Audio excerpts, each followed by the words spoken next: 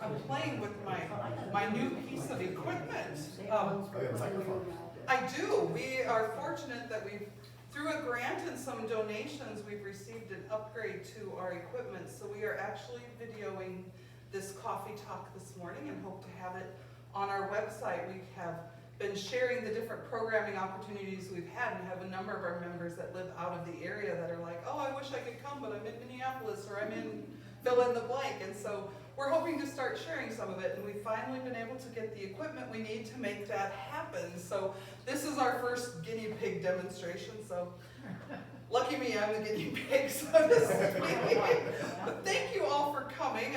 Before the pandemic, we hosted brown bag lunches, and we decided to refresh it and give it a different try and see if the morning hour worked better for some people. When the brown bag lunches started, we were hoping that we would be able to draw in some business people on their lunch hours, but let's face it, plenty of those people have responsibilities at home, and they ran errands and things, and it didn't really work that well for them. So we're trying something new. So you are the first guest to our first coffee talk, and my name is Trava, Olivier. I recognize most of your faces and have introduced myself to a couple of you, but if I haven't gotten to yet, I certainly will talk to you after we're finished. But I am going to be presenting today about some local bank robberies.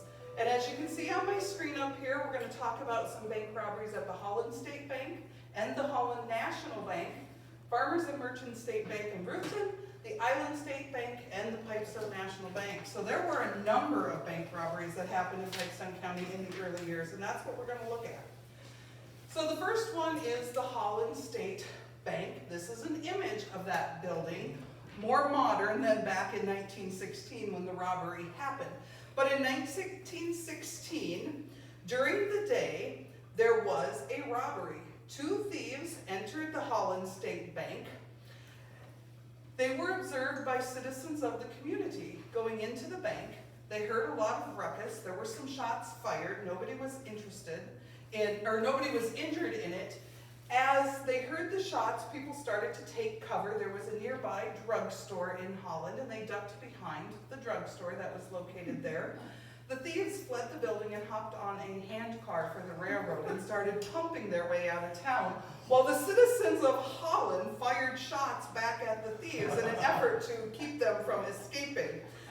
The thieves managed to make their way out of Holland and were later caught hiding in a cornfield near Jasper after they attempted to rob the bank in that location. That was 1916. Then we moved to August 7th of 1928.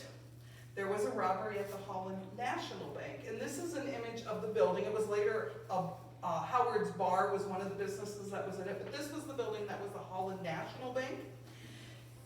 The cashier, Ed Bohnke, was the only person in the bank that day, the other bank officials being out of town on business, and he reported that a tall, clean-shaven stranger entered into the bank.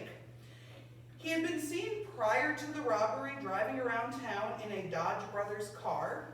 The car was seen parked near the post office. News reports after the incident reported that he even spoke to some of the school children on their way home for lunch, because when school let out for lunch, this was pre-hot lunch in the school's era, so children walked home for lunch, and he reportedly talked to some of them. So over the lunch break, he entered into the bank, and he ordered everybody in the building, which happened to be just Mr. Bohnke, to put their hands in the air at gunpoint. Of course, Mr. Bohnke felt the need to put his hands in the air when you're faced with a gun. So he did so, and the thief took about $1,500. Now remember, 1928, I didn't do the math to find out what that would calculate out, but $1,500 in 1928 would have been a fair amount of money. And then he locked Mr. Bohnke into the bank vault and fled. The proprietor of the general store, a man by the name of R.S. Gee, came to the bank sometime later in the afternoon. By that time, he heard Mr. Bohnke calling for help from inside the bank vault. They had kept a set of tools in the vault, and Mr. Bohnke had started to disassemble the locking door on the vault, but had not made progress to getting himself out. He was able to give Mr. Gee the combination, and Mr. Gee was able to open the vault, and so Mr. Bohnke was able to get out and go to authorities and report everything that had happened around noon that day.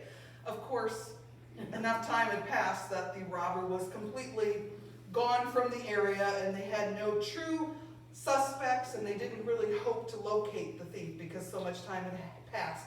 The only evidence they really had were the reports of the community members that had seen the car in the area about town that day, and the school children that said a stranger had talked to them on their way home.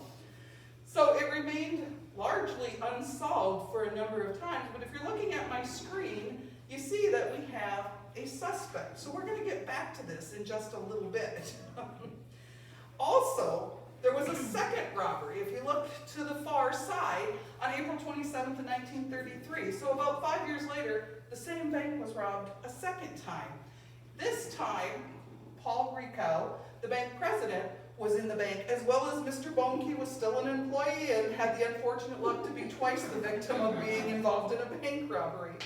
A stranger entered the bank and he asked for directions to a local farmer's home. He was given the directions, and then that stranger drew a gun and he ordered the bank president, Mr. Rico, and the cashier into the vault.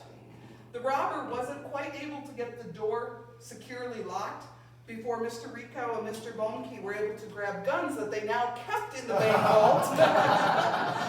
They kept them there and forced their way back towards the robbery.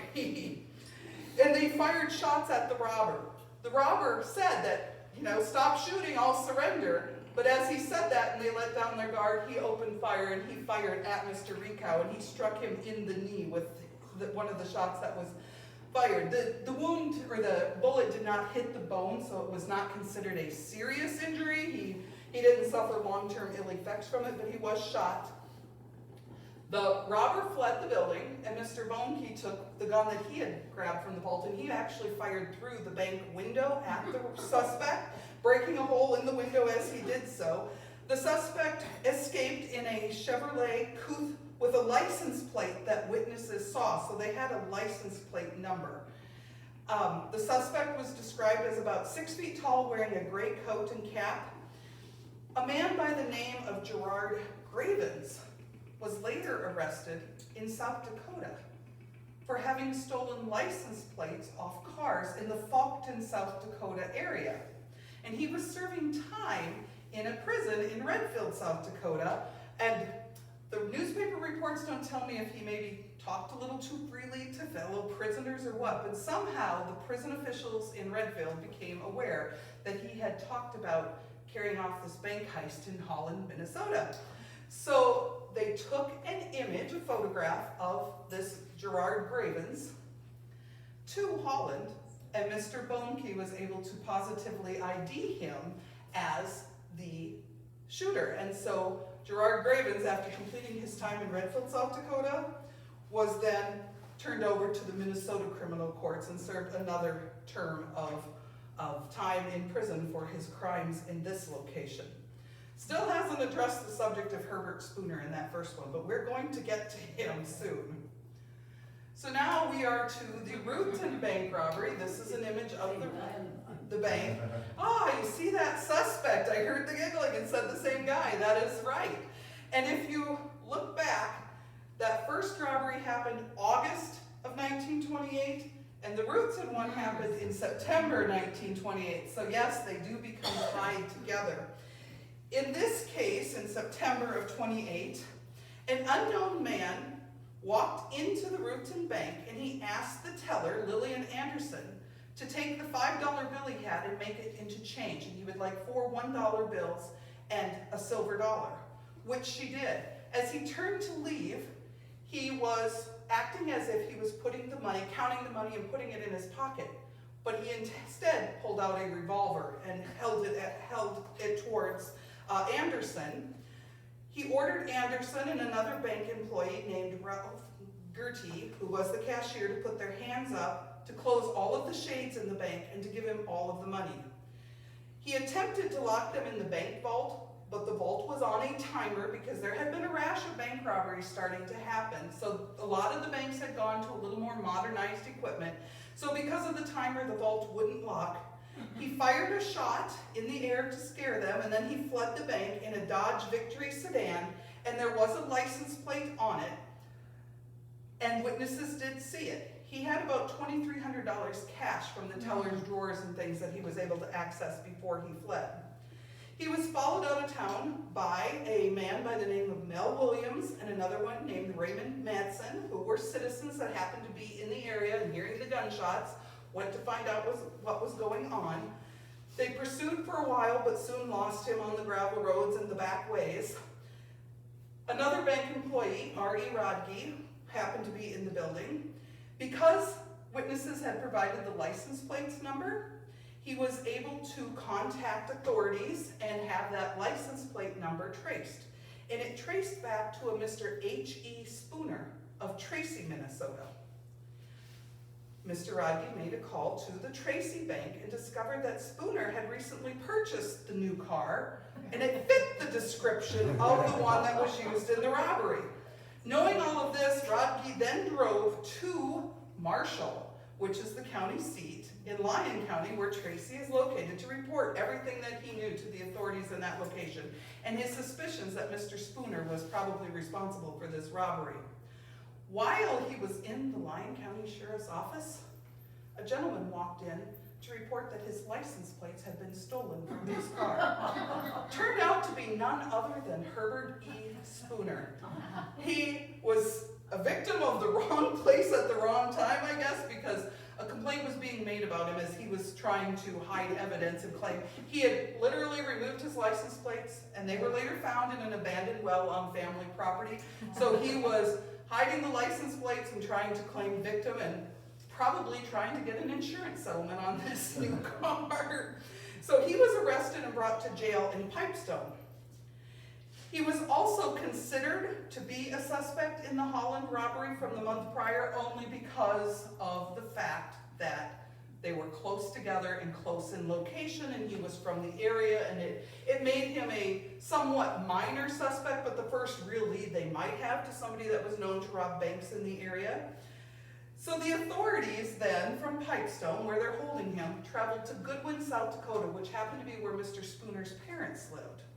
As they arrived at the property to try to question the parents about their son, he was met by the mother and all the siblings who were fleeing to Pipestone.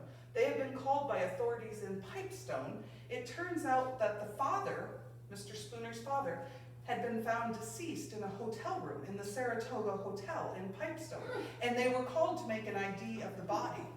The authorities followed them to Pipestone. The wife went and made the ID. It was Mr. Spooner's father, and in the room the authorities found the suit that Mr. Spooner had been wearing with all the money from the Roofton bank robbery still in the suit, which kind of makes the father an accomplice, but he had passed away, so of course no charges were ever filed on that. The story continues to get interesting because Spooner then, of course, is forced to confess that he, yes, had committed the crime in Holland. They learned from him that the money from the Holland bank robbery, he had committed it, he confessed to both, and that he had used that money to purchase the car that was the getaway car in the Roofton robbery.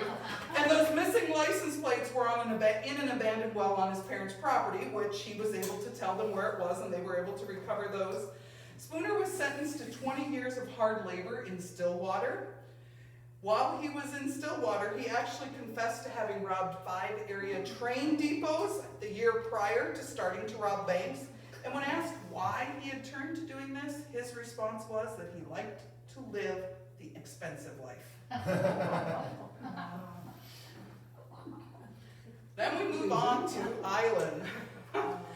The Island Bank was robbed on June 9th, 1933. There were 2 employees involved, Ted Arp, who was shot and wounded, and Joe Evenson, who was shot, wounded, and also taken as a hostage. There were other hostages involved. These were local citizens and of nearby businesses, Herman Kraft, Theodore Holdeen, and Elmer Island. And you see there's a couple different suspects there, and we'll get into that here as we move on. So Herman Kraft was actually in his hardware store, which was located across the street from the bank. Bank employee Ted Arp had told Mr. Kraft that he just had this sense that the bank was about to be robbed. He was a little bit nervous. There had been robberies in the area, but he had a sixth sense or an intuition. When armed men walked into Herman Kraft's business, his hardware store. They were holding guns, and they announced, "This is a stick-up, and I'm not fooling." Mr. Kraft instantly knew in his heart that it wasn't the hardware store that was being robbed, that it was about to be the bank. And that's what he lined Mr. Kraft, Theodore Holeen, and Elmer Island, who happened to be in the hardware store at the time, up, and he said, "One of you is going with me." And he grabbed Kraft by the belt and put a gun to his back and marched him across the street, using him as a shield as he entered into the Island Bank to perform the robbery, if perform's the right word to use. They entered, 2 other armed men entered the bank at the same time that the first robber did, with Kraft as his hostage. So there are 3 armed men in the bank. They entered and 2 shots were fired instantly, without warning, without any given reason, so to speak. Bank cashier Ted Arp was hit and he fell to the ground near the back of the bank door, and he, as you might say, he played dead. He was injured, he wasn't dead, but he wanted the robbers to believe he was. Bank President Joe Evenson was ordered to hand over money. When he was deemed not fast enough in completing the task, they fired 2 more shots and struck him in the leg.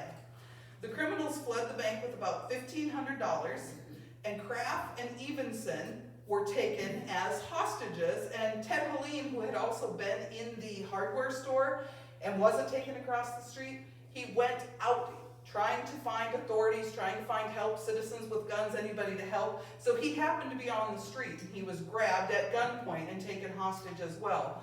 As hostages, what happened is they were put on the running boards and hood of the car and used as human shields as the car fled out of town.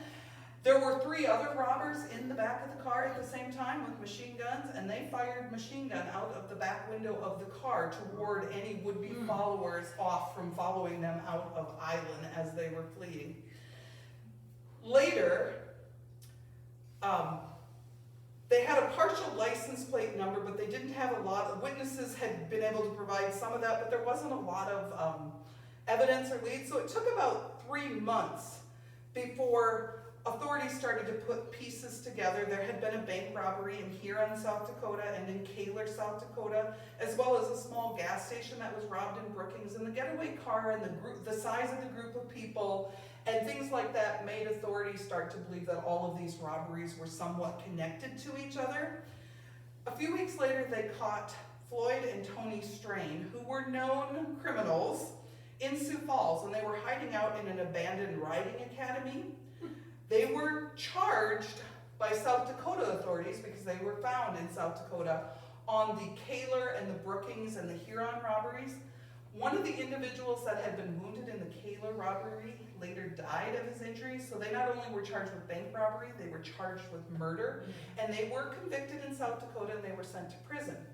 Interestingly enough, they claimed their innocence, claimed their only crime and reason for hiding out is that they were running bootleg liquor between Sioux Falls and Rapid City, and that they had nothing to do with the bank robberies.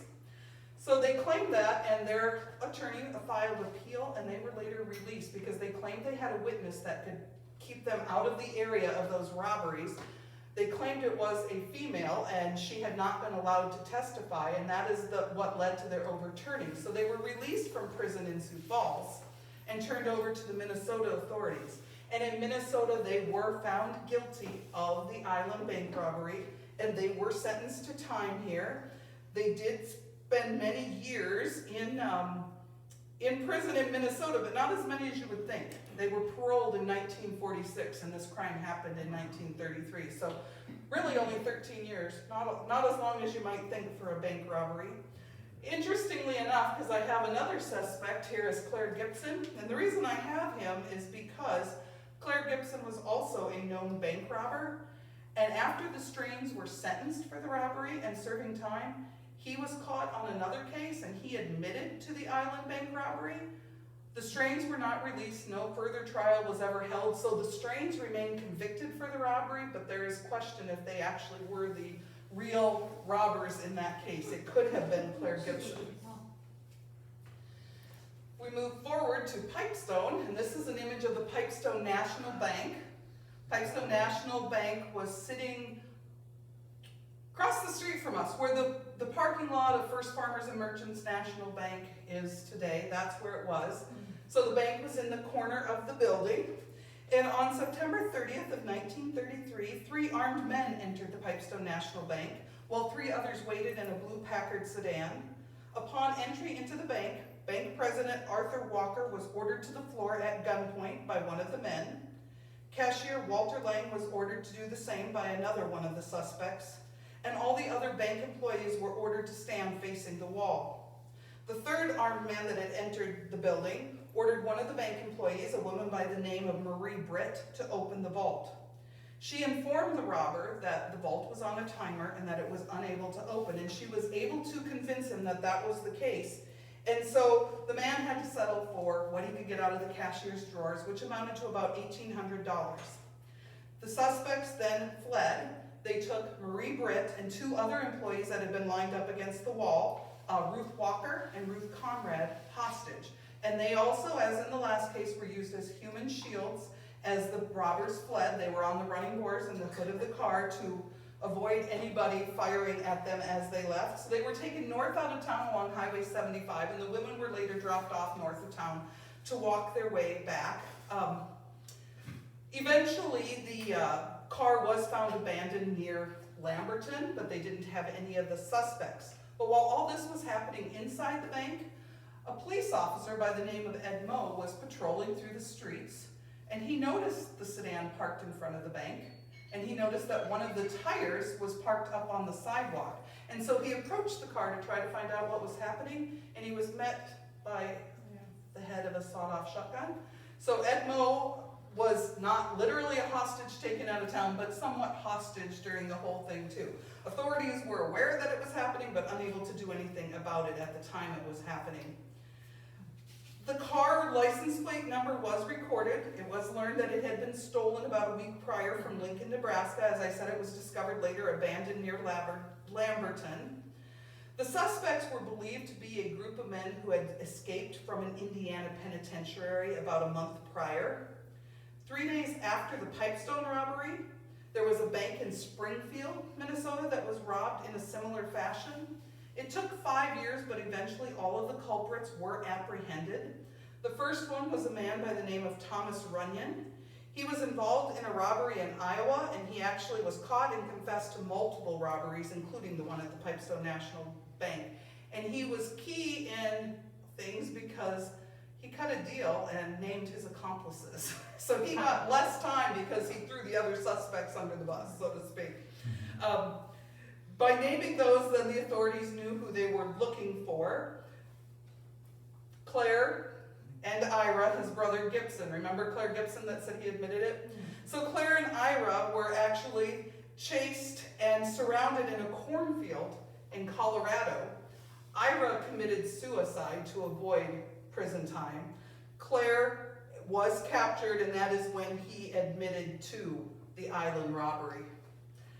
The other 2, Lou Bash and Ron Big Boy Rigel, were shot when they tried to flee police and other cases and were killed by the police. And the final suspect, a man by the name of Bob Markwood, was captured. He was being transported to a hearing at the federal court building in St. Paul when he escaped from the authorities and he jumped down the ventilation system. He died from his injuries, and it's not known if he was just attempting escape or if he was actually trying to commit suicide to avoid the hearing. Nobody knows for sure. So that covers the interesting bank robberies of the early days in Pipestone, but I do have one more thing to share with you. This is headlines from the Pipestone County Star on September 15th of 1921. Finds big fortune hidden in cornfield. Loot from Toronto Bank was found on Appledorn Farm, worth thousands. So yes, in 1921, Mr. Appledorn found 2 sacks of loot out in his cornfield, about 2 miles northeast of Pipestone. He took it to the First National Bank. The bank officials here started to examine it, and they instantly recognized that it was from a bank robbery that had happened in Toronto, South Dakota. In that bank robbery, the thieves had cut through the outside wall of the bank at night into the vault. That tells me a lot if you use some critical thinking. It tells me they knew the layout of that bank and they knew which wall would give them access into the vault area of the bank. The thieves in that case had taken things from people's personal safe deposit box, and they had kept the currency and the coin, but what was in these bags were stock certificates, railroad certificates, mortgage deed properties, things that if they tried to cash them in or turn them in would have been very traceable, so they had abandoned them and they were found here at Pipestone. So those are the stories we know of early bank robberies. I know they're not the only ones that have happened in our county. I know the TCF, Twin City Federal Bank, was robbed here in the 90s, mid-90s. I didn't find a lot of newspaper articles on it and I didn't dig into it, but bank robberies still happen today. I told Susan, I was at First Farmers and Merchants yesterday. It's our personal bank on some banking business, and they asked me, was I coming to tell them the stories? And I said, well, you gotta come listen to us. But she said, well, you know, our bank president saw this in the paper, our new bank president. He's very interested in it because he's worked at several banks, and I think she told me there's been 2 different banks he's worked at that have been robbed during his time. So we know they still happen. I think the story to me that's most amazing is the story of Mr. Spooner when he walked in to complain his license plates had been stolen. He kind of turned himself in because he was being reported at the same time. I guess he didn't think authorities would work that fast. So, anybody have any questions or anything for me that I can try to answer? If not, I just thank you for coming out and sharing some coffee and listening to us this morning. We're going to be doing coffee talks the 3rd Thursday of every month at this time in this location. Sometimes it'll be done by staff at the museum. Sometimes we'll have guest speakers in. And if you got good topics you want a chance to share, talk to me and we'll see if we can't find a time for you. Otherwise, I just thank you for coming. Thank you. Thank you.